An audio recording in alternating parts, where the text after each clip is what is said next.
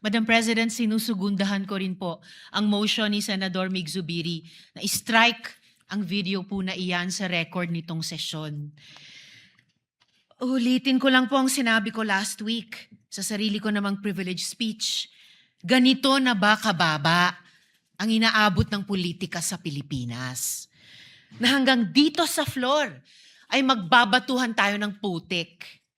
Sanay naman tayo sa pakikipagdebate, pagtanggap ng batikos at pagsagot sa mahihirap na tanong. So, hindi ako sensitibo sa puna. Sanay ako dyan.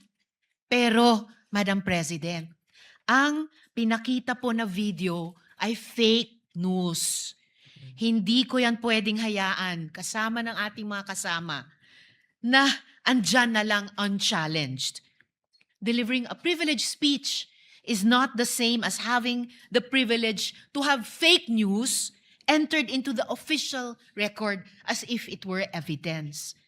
The materials presented made serious claims about the intentions of fellow senators, including allegations about pursuing charter change without presenting proof sufficient to support those conclusions.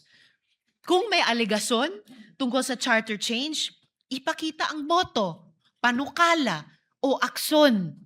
Huwag naman hahantong pa, gaya ni sinabi ng kasama natin, sa conspiracy theories. Dear colleagues, we can argue hard without lowering the dignity of this chamber. Last week, nag-privilege speech po ako tungkol sa barilan dito sa Senado.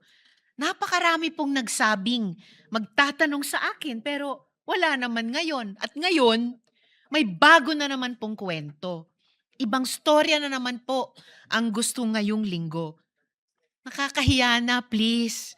Araw-araw na lang bang ganito? Huwag naman sanang dumating ang araw na wala na tayong mukhang maiharap sa mga Pilipino. At for the record, gaya din ng sinabi ng maraming kasama, malinaw naman ang track record ko na mariin na pagtuto sa charter change at gaya ng sinabi ng mga kasama, wala pong pinag-usapang charter change.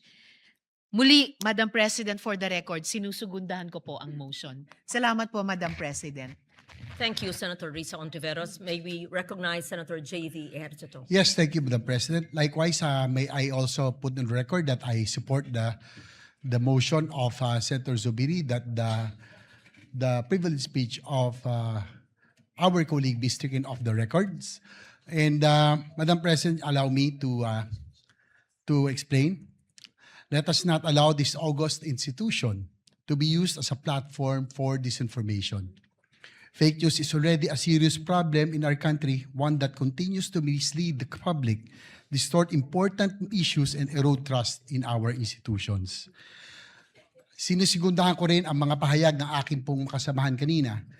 Yung pong Constitutional Assembly, Charter Change or People's Initiative, kailanman hindi namin napag-usapan o kailanman hindi napag-usapan ng lahat dito sa Senado.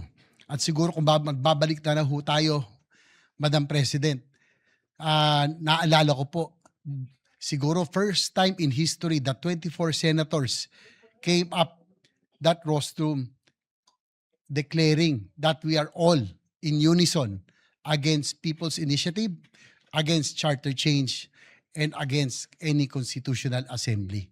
So hindi pa ho natin kailanman pinag-uusapan yan kailanman.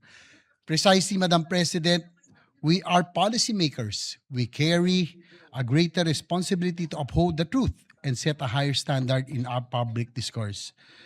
Madam President, sa atin po, sa akin na lang po, personally, I feel sad about what is happening to our institution lately. And I guess all of us has that duty on what we have to do to bring back that trust, that dignity this institution has always been remembered. Ibalik natin dapat ang tiwala ng taong bayan sa Senado, hindi dapat dagdagan na ito po ay malugmok pa. Ibalik ang tiwala sa Senado. Maraming salamat po, Madam President. Thank you. I believe that all the members of the minority have signified their feelings about and thoughts about the privileged speech of Senator Marcos. There has been an objection by Senator Dante Marcoleta. May we hear the reasons for the objection? Madam President, before I start, I would like to I'd like to be sure if our colleague Senator Lito Lapid will also stand to second the motion. Oh, I mentioned that all the members of the minority, I failed to mention Senator Lito Lapid. I am sure that the good senator from Pampanga would like to associate himself with the motion of Senator Subiri.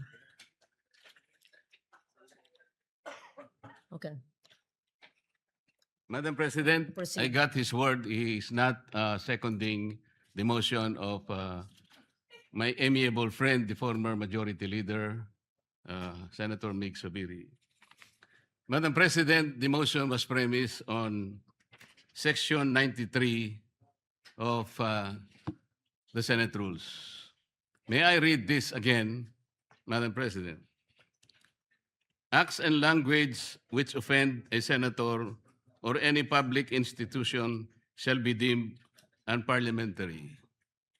Madam President, I have not heard any word from Senator Jaime Marcos that offended the sensibilities of our counterparts in the minority. I think what is being objected to, Madam President, which is not covered by the rules, are the videos that were presented during or before her speech. Pwede ko bang malaman, Madam President, kung yung pinay-strike out, kasama po yung video na nakita natin na kung saan ay nagsasalita ang ating kasama, Senator Risa Ontiveros. Kasi po sinabi niya, while BP Sara is in power, the threat of a full-blown Duterte comeback is still a very real and present danger.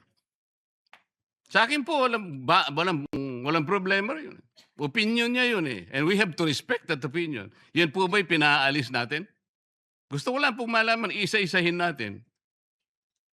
Pangalawa po, nakita ko rin po yung sarili ko. Kasi po, ako'y naanyayahan sa isang television program, tinanong lang po ako, totoo po bang merong connection yung coup? Kasi po ang tawag coup eh, hindi naman po coup, yung karaniwang nangyayari po sa buhay ng Senado yun eh. Palitan talaga yan. Maraming beses na po yan. Ang sabi ko po, kasi kinukonekta daw nila sa impeachment. Sabi ko, hindi po siguro. Sabi ko, dahil sa ngayon 12 kami. Hindi man kinakailangan naming mag-coup para lamang i-prostrate natin yung impeachment. Palagay ko po, hindi. Yung po bang opinion ko na yun, tatanggalin?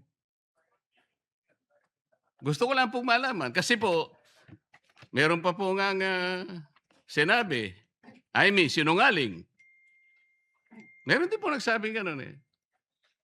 Ang ibig ko po sabihin, Madam President, ngayon po nakita natin the vibrancy of democracy in this chamber.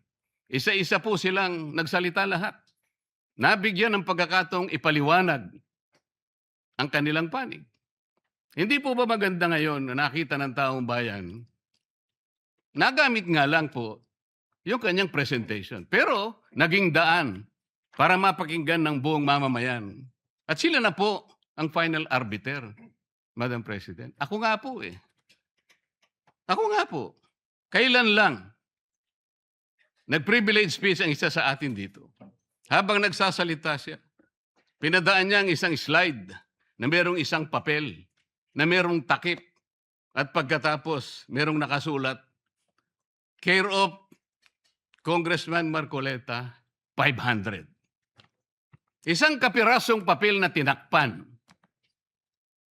Nung hindi pinatos ng media, kinabukasan, nagpa-interview siya, hindi minsan, 2 beses, para lamang ipangalandakan ang importansya ng papel na may takip at merong nakasulat, care of Kong Marcoleta.